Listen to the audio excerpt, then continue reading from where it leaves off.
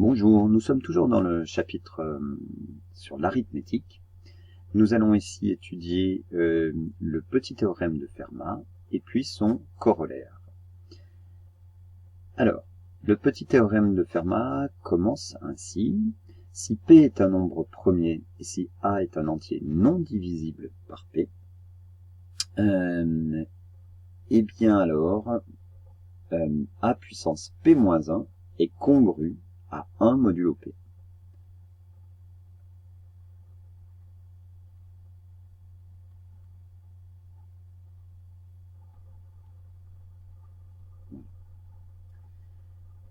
Et son corollaire, eh bien, si 2 plus P est un nombre premier, alors pour tout entier A, eh bien, A puissance P est congru à A modulo P.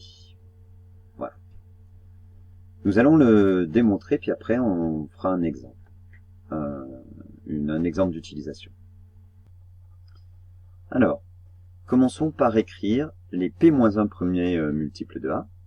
Les P-1 premiers multiples de A, ben, ce sont A, 2A, 3A, etc. jusqu'à P-1 fois A. Voilà. Si on fait leur reste, si on cherche leur reste dans la division euclidienne de ces multiples de A par P, on va les appeler ces restes R1, R2, voilà, jusqu'à RP-1. Donc, qu'est-ce que c'est que ces restes quand je fais la division euclidienne de A, si je prends A, je fais la division euclidienne par P, ça fait A égale PQ1 plus R1, donc ça serait le premier reste. Si maintenant je prends 2A, ça serait PQ2 plus R2, etc., etc. Voilà comment on prend les restes. Comment on les écrit et ce que c'est. Bon, ces restes, on va dire qu'ils sont 2 à 2 distincts, mais on ne l'a pas démontré. Alors, pourquoi ils sont 2 à 2 distincts? Alors, en effet, si on avait deux restes identiques, que je vais appeler, on prend RI, et puis RJ. Voilà. Avec, évidemment, alors on va prendre I strictement inférieur à J. Ils sont différents. Bon, alors, à ce moment-là, si on avait ça, on aurait la différence. Si je prends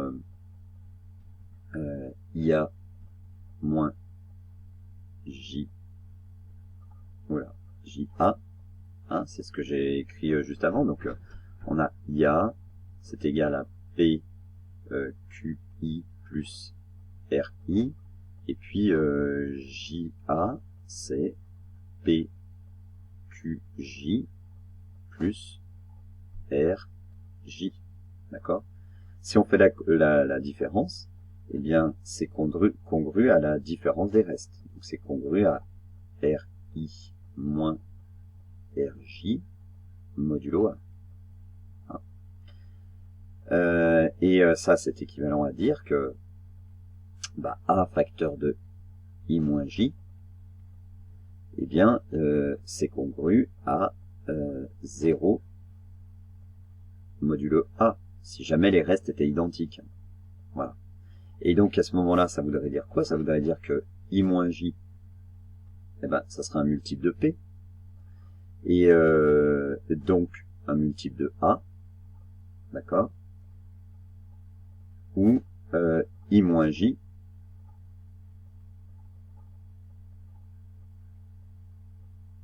ouais, voilà. Ou, donc, on aurait I moins J multiple de P, et donc A ou bien I moins J aussi des multiples de P. Ça, c'est d'après le théorème de Gauss appliqué au nombre premier. Mais c'est pas le cas, puisque A est divisible par P, et puis I et J sont inférieurs à P. Donc, on a bien une contradiction, et ces restes sont tous distincts. Tous distincts. Voilà. Alors, on vient de dire que ces restes sont tous différents. Et comme des multiples, bah, il y en a P-1, multiple de A. On a donc tous les restes non nuls possibles dans la division de P. Hein, l'ensemble, c'est-à-dire qu'en fait, c'est les éléments,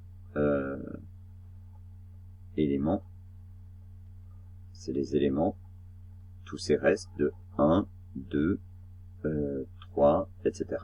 jusqu'à P-1. Alors on ne sait pas dans quel ordre, hein, mais on les a tous, finalement, puisqu'il y a P-1 reste, et qui sont strictement ils sont inférieurs à P. Donc finalement, si je fais le produit de... on va faire le produit de tous ces nombres-là. On va faire le produit de A, puis 2A, puis 3A, etc. Voilà, jusqu'au dernier, P-A fois A. Eh bien, ce produit, il est congru au produit des restes. R1, ça c'est les règles sur les congruences. R3, etc. jusqu'à R, P-1. Hein, puisque on a A qui est égal à PQ1 plus R1. Je rappelle, hein, 2A c'est PQ2 plus R2. 3A c'est PQ3 plus R3. On fait la multiplication et en congruence, on obtient donc bien que le produit de A, 2A jusqu'à P-1A est bien congru à R1, R2 jusqu'à RP-1, RP-1, modulo P. Si maintenant on regarde, on prend 1 fois 2 fois 3 fois 4 fois 5 jusqu'à P-1. Ça, c'est pareil que P-1 factoriel. D'accord? Et des A, en bas, on a A puissance P-1. Ok? Ça, c'est congru à quoi? Eh ben en fait, ça va être congru au reste, mais les restes, on a dit qu'ils étaient tous éléments de 1, 2, 3 jusqu'à P-1, ils sont tous distincts. Alors je sais pas dans quel ordre, mais finalement on peut les réordonner, et donc ça va être congru à 1 fois 2 fois 3 jusqu'à P-1, d'accord? Puisque c'est tous des éléments de ça, ils sont tous distincts, donc on les a tous. Donc finalement, si on écrit tout ça autrement, ça nous donne P-1 factoriel, A puissance P-1, congru à P-1 factoriel.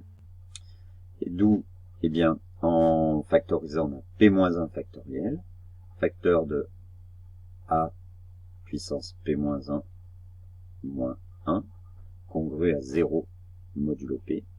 Donc ça veut bien dire que P-1 factoriel divise A puissance P-1 moins 1. Alors maintenant, bah, comme P-1 factoriel est premier avec P, tous les facteurs de P-1 factoriel sont inférieurs à P. D'après le théorème de Gauss, bah, A puissance P-1 moins 1 est aussi donc aussi multiple de P.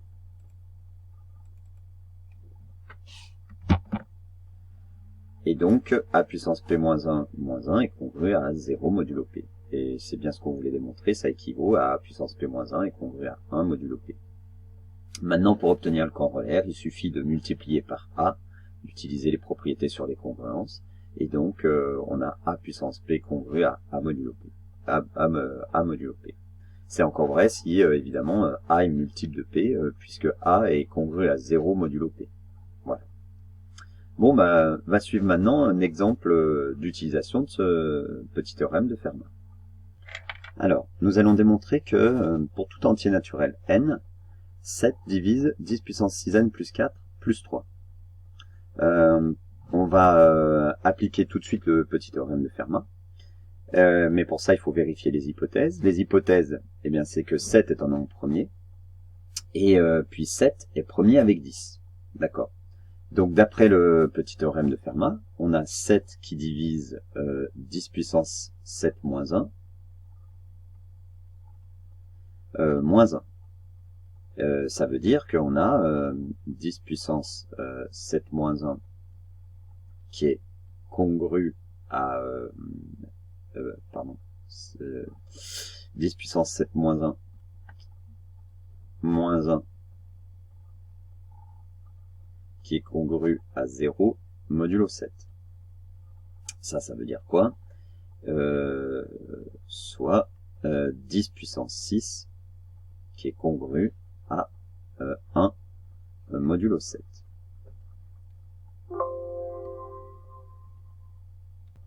Alors, nous, on veut puissance 6n plus 4. Bon, bah, on va commencer par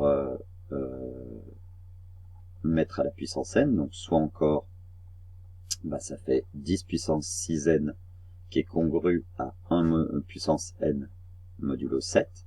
D'accord? Bon, bah, ça, c'est la même chose que 10 puissance 6n congru à 1 modulo 7. Mais on n'a pas notre plus 4. Et on n'a pas de règle comme ça qui nous autorise à ajouter ce 4 tel quel. Donc on se rend bien compte qu'il va falloir multiplier par 10 puissance 4 hein, pour travailler sur les puissances. Alors voyons voir notre 10 puissance 4. Bah, 10 puissance 4, avant, on va voir que 10, c'est congru à 3 modulo 7. 10, c'est 1 fois 7 plus 3. Donc, 10 puissance 4, eh bien, c'est congru à 3 puissance 4 modulo 7. Or, 3 puissance 4, eh bien, c'est congru à 4 modulo 7.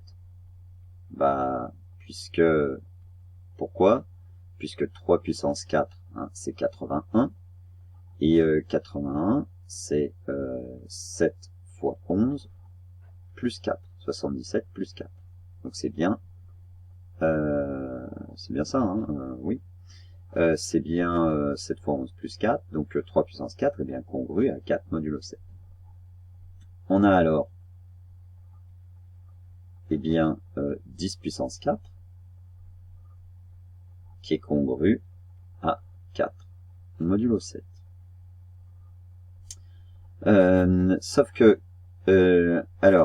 4 ça va pas, c'est pas ce qu'on veut. Nous on veut quand même faire apparaître un 3 là-dedans, mais finalement 4 c'est congru à, c'est quoi? C'est 7 moins 3. Donc 10 puissance 4 va être congru à 7 moins 3 modulo 7, et ça c'est congru à moins 3 modulo 7. Pourquoi? Bah parce que 7 hein, car 7, bah, c'est congru à 0 modulo 7. Hein, le reste dans la division euclidienne de 7 par 7, bah, c'est 0. D'accord? Alors, finalement, comme on a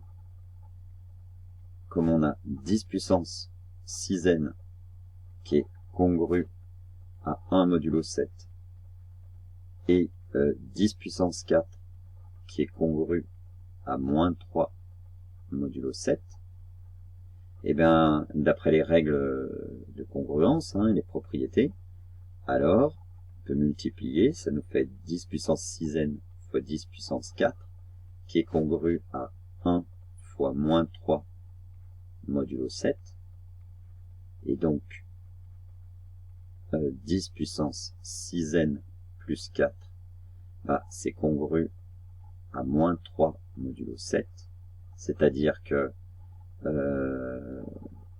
10 puissance 6n plus 4 est congru à 0, plus 3. Donc